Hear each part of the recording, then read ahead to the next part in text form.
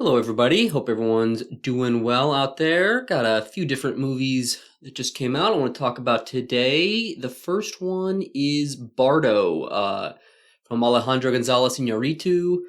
This one, unfortunately, kind of went under the radar a little bit. I didn't really hear too many people talking about it, which is a little surprising considering how respected the director is, and he's literally made a Best Picture winner. But I thought this was a great movie.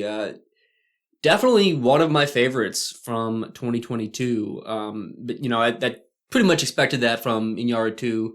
I really liked all his previous movies. This definitely had some amazing cinematography, and it feels similar to a lot of his films in some ways, but in other ways, it's a pretty unique film for the director. It definitely has that Iñárritu look with long takes and wide angle lens, but it's not like Birdman where it all looks like one cut. There's still some very long takes in this that I appreciated. It's a pretty long film at 2 hours 40, and it feels like it. I mean, this it's a lot of stuff happens in this movie, but I didn't think it was ever boring, and maybe a few small parts that were a little slow. But I mean, also this may be Iñárritu's weirdest film, and possibly one of his least accessible ones, and it's also definitely one of his most personal films. So given that, it's definitely not going to be for everyone. This seems to polarize people a little bit, but I think I recommend giving it a chance at least. I mean, it's on Netflix. At least in the U.S., it's on Netflix. And I thought this was better than most of the movies that got nominated for Oscars this year. I mean, it got a cinematography nomination, but that was it. I mean, I definitely would have put it in Best Picture, and it had better directing than I think at least one of the the Best Director nominations, which I'll get to later. But I was a little sad that I missed this in theaters. I think it would have been great to see it on the big screen. But I think it was only in theaters for a week. I guess that's what Netflix is doing. So I was a little unfortunate, but it was still very good on TV at home. Up next, we have Banshees of Inisherin, which is a new Martin McDonagh film, and I thought this was very good. I mean, McDonagh just doesn't miss as far as I'm concerned. All of his movies have been great. And if you don't know, McDonagh directed In Bruges, Seven Psychopaths, Three Billboards Outside of Ebbing, Missouri. I'd say maybe this is a little bit under Three Billboards, but about as good as In Bruges, or maybe even a little bit better.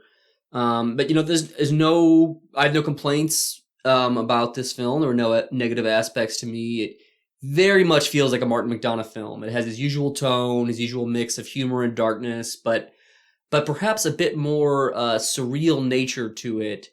Just some kind of touches that were, I don't want to spoil it, but just some touches that were heightened reality, and not that his other films didn't really have anything like that I can remember anyways. But yeah, I think anyone who likes the other Martin McDonagh films would like this.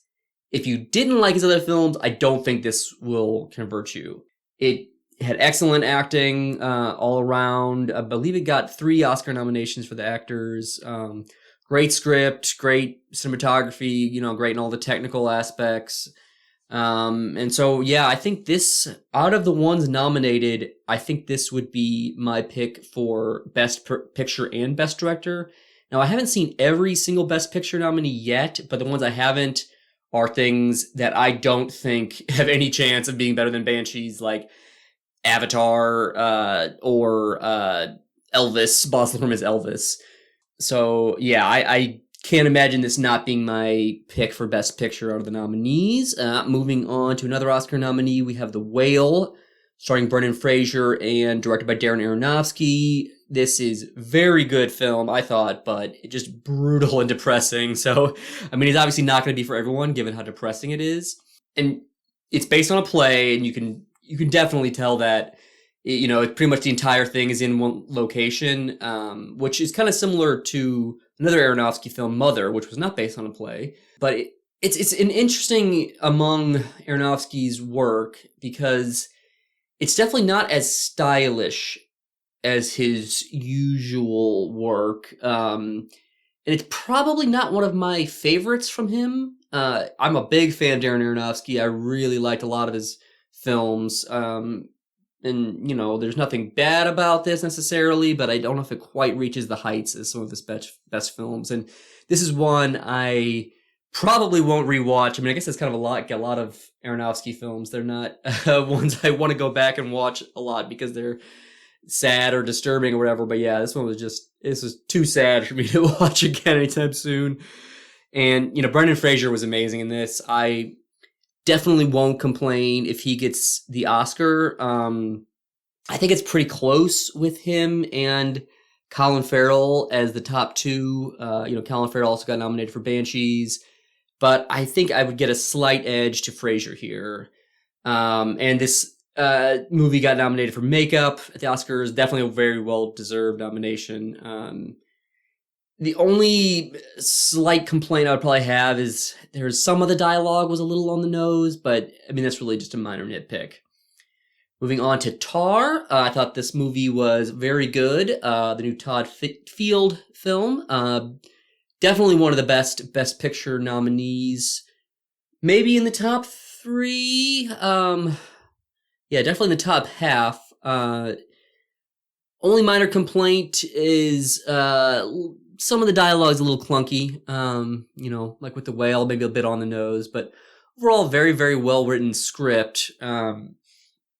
It helps, I would say, to know a little bit about classical music going in, because man, they just throw all sorts of references and terms at you, and they don't explain everything. So that's one thing. I think maybe if you don't have at least a basic knowledge of classical music and classical music history, you might be a little lost in some points. Also, it's a long film at about 2 hours, 40 minutes. But I was never bored. It does take its time with some long scenes, some long shots, but it didn't feel slow to me ever. I will say it does take a while to really reveal what this film is about. Because at least I didn't know exactly what it was about beforehand. I don't know if that's, in the plot summaries or whatever. But, it deals with a lot of issues with, like cancel culture and separating the art from the artist. But I didn't think that the dialogue was ever preachy. It was just more about exploring questions. It doesn't really make you think, oh, this one person's perspective is definitely right or anything like that. This film is very good in all the technical craft aspects, and Cate Blanchett as the title character, she definitely deserves her Oscar nomination. I would have no problem with her winning. Her and Michelle Yeoh for Everything Everywhere All at Once are pretty close in my book, so it's maybe a little bit of a toss-up. I mean, if I were a voter, I might just give it to Yeoh because Cate Blanchett's already won twice, but okay. And then the next one, another Oscar film, and that is Women Talking, the new film from director Sarah Polley, based on Miriam Toews' book. And similar to The Whale, this is mainly all in one location, besides a few flashbacks, basically. And this is very good film. It's not as depressing as I thought it would be, given that it's, about a fundamentalist religious community suffering from sexual assault. And, so obviously that's a very depressing sounding premise. And, it's a serious film, for the most part. And it's not a happy-go-lucky for film, that's for sure. But there even were a few jokes in it and stuff like that. So it's not this super dour, depressing film necessarily. Only small complaint I would have, and this is kind of a recurring complaint with some of these movies, is that some of the dialogue was a bit on the nose. Again, this didn't bother me too much. It's still a great script, and I think it deserves this Oscar nomination. I would pick this as the best adapted out of the 5, although I haven't seen Living yet. But yeah, it's a very, very dialogue-heavy film with great acting all around. One interesting aspect I found was you don't really know when it's set until like halfway through. I assumed from the trailer and even just from watching the film at the beginning that it was a period piece, because there's these old-fashioned looking outfits, and there's no real visible technology, but that's just how the people are living. And then kind of about halfway through, you realize, oh no, this isn't set in the early 20th century or whatever. But like Tar, this deals with a lot of weighty issues, and it doesn't preach at you again. Yeah, it shows the different perspectives, but it doesn't necessarily want you to think one character is always right. And then also just one minor note: don't go in expecting a lot of Frances McDormand. I don't know. She was in the trailer and stuff, so I thought maybe she was a very big part of this, but she's basically just an extended cameo. I think she was just kind of in the beginning and at the end. But very good film. Then we have The Fabelmans. This one's fine, I guess. I mean, it was decently entertaining, but it didn't really do that much for me. It didn't really capture my attention that much, and probably not in the best or in the top half of the Best Picture nominees. Probably put it in the bottom half of the 10. I will say the main positive point of this film was the great acting. I thought, especially Paul Dano and Michelle Williams were great. I don't know. It had some weird dialogue that, I don't know, just is oddly written. And I think maybe it tried to do too much. And it kind of felt unfocused. Like, is there just too many different through lines? And I don't know, maybe a bit too long. I don't know. This really needed to be 2.5 hours. But obviously the best part was David Lynch as John Ford at the end in a little cameo. Okay, and then the final Oscar-nominated movie I'm going to talk about today is All Quiet on the Western Front. A solid but not amazing movie based on the Remarque novel. Very different from the book. Has good cinematography, music, acting, and all that, but it also just feels kind of generic. Feels like a generic war movie outside of a few sequences. It does have some good action scenes and does a good job of depicting how awful being in the trenches would have been. It does kind of drag in parts and maybe a bit too long. And there's definitely some historical inaccuracies in this. The ones that I would consider pretty significant. Like how they handle tanks. They showed tanks in 1918 near the end of the war. And people are shocked and surprised by them that are fighting, but they'd already been around for, a year, I think, at that point. So, not a huge deal, but I don't know. I kind of wish movies wouldn't do things like that. Okay, and then the last film I'm going to talk about is a horror movie called Skinamarink, which is a very low budget, I believe it was $15K for the budget, Canadian experimental horror film, and it accidentally leaked a few months ago based on some sort of film festival glitch. Like, it was uploaded and it was supposed to be only available to the festival goers, but then for whatever reason it was public, and then it's led to it going viral. So this is an interesting film. It's very unusually shot in that you can't really see what's going on ever. Most of the shots don't have people on screen. You rarely see faces. We just kind of see shadows and off-screen actions and stuff like that. Lots of long pauses and very drawn out. And I'm kind of surprised it's been as talked about online, given how experimental it is. I mean, I've seen quite a lot of discussion on Reddit and Twitter and stuff like that. The summary, it's kind of hard to summarize the plot. I'll give you the IMDb summary. 2 children wake up in the middle of the night to find their father is missing and all the windows and doors in their home have vanished. And that pretty much sums it up. It's a very, very, very slight plot. So I didn't love this film. I definitely liked some things about it. I liked that it was going for something pretty out there and experimental. I liked that it was taking that leap. I enjoyed the overall aesthetic.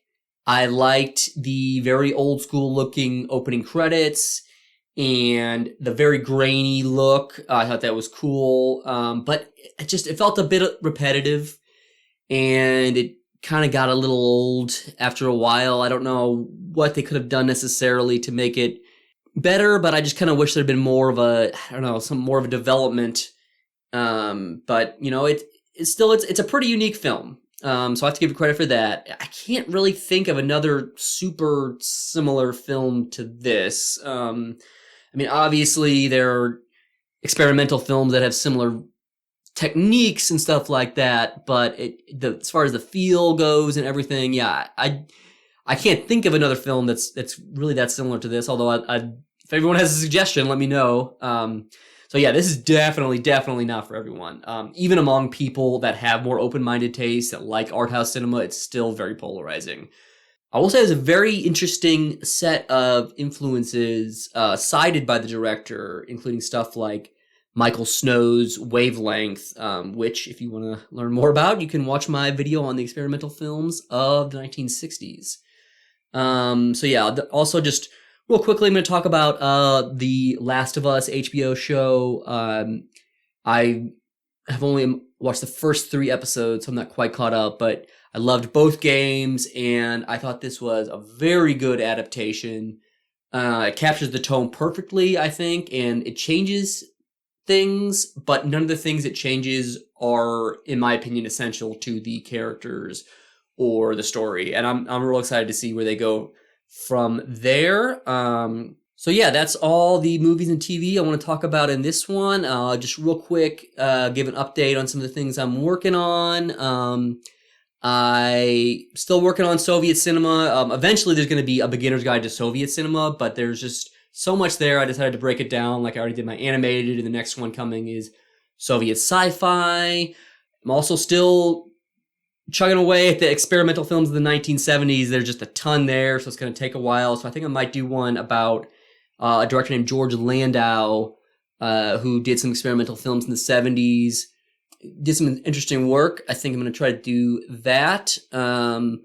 Also, still working on a video about my thoughts on the best picture winners of the 40s, similar to the one I made on the 1950s. So, yeah, I guess that's about it. Thanks, everybody, for listening. Have a good one.